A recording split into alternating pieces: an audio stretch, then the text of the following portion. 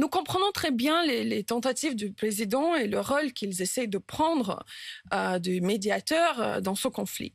Mais en effet, ce qui se passe, c'est qu'avec ces déclarations-là, ils invitent Vladimir Poutine à continuer la guerre, à persister, parce que là, on voit qu'il y a déjà des désaccords entre les dirigeants européens. Là, on voit qu'il y a déjà des probables divisions que Vladimir Poutine peut continuer à exploiter.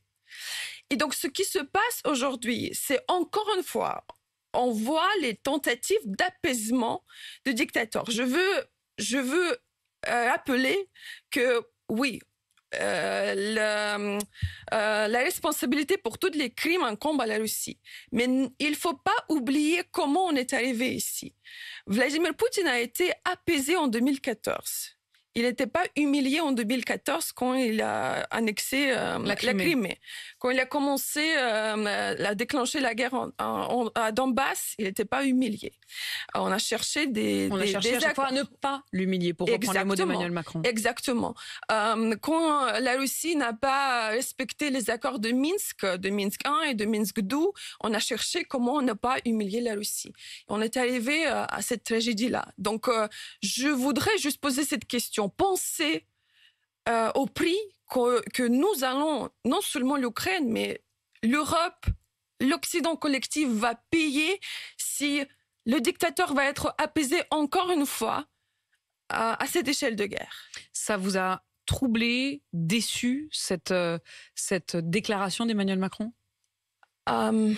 Depuis le début de cette guerre, je pense que je suis passée très rapidement d'une idéaliste à une cynique désabusée.